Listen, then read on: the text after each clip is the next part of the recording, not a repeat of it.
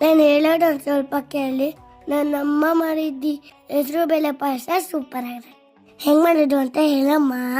ಅಲ್ವಾ? ಹೇಗಿದ್ರು ಹಬ್ಬ ಬಂತು, ಹಬ್ಬ ದಿವಸ ಮಾಡ್ಕೊಂಡು ತಿನ್ನೋದು ತುಂಬ ಚೆನ್ನಾಗಿರುತ್ತೆ. 1 ಕಪ್ ಹೆಸರು ಬೇಳೆನ ಇಲ್ಲಿಗೆ ಹಾಕ್ಕೊಂಡು ಹುರಿಬೇಕು.